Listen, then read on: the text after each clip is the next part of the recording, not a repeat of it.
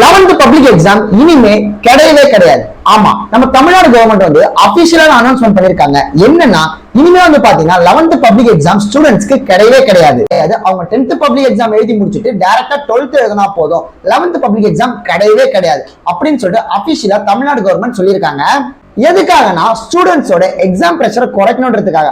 அவங்க வந்து 10th public exam எழுதி முடிச்ச பிரஷர் போறதுக்குள்ளே உடனே 11th பப்ளிக் எக்ஸாம் வந்துருச்சுன்னா அவங்க ரொம்ப பிரஷர் ஆயிடுவாங்க. அதனால 11th கிடையாது, 12th டைரக்டா பப்ளிக் எக்ஸாம் வச்சுக்கலாம். ஆனா எனக்கு ஒரு சின்ன டவுட் என்னன்னா, முன்னாடி எஜுகேஷன் ஒழுங்கா இருக்கணும்னு சொல்லிட்டு வந்து பாத்தீங்கன்னா 10th அப்புறம் 11th அப்புறம் 12th மூணுமே பப்ளிக் எக்ஸாம் வச்சாங்க.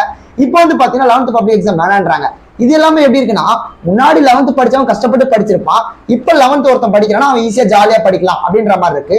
ஒரு எஜுகேஷன் ரூல் வந்து ஸ்ட்ரிக்டா ஃபாலோ பண்ணுமே தவிர்த்து இஷ்டத்துக்கு மாத்தவே கூடாது.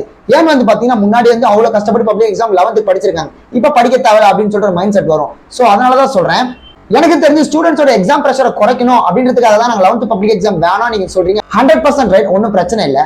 ஆனா இதுக்கு முன்னாடி ஒரு ஸ்டூடெண்ட் எழுதிருப்பான்ல, அவனும் பிரஷரா இருந்திருப்பான். அந்த ஸ்டூடெண்டோட பிரஷரை பத்தி கவலையே படாம இருக்கேன் நம்ம கவர்மெண்ட் இந்த முடிவு எடுத்திருக்காங்க.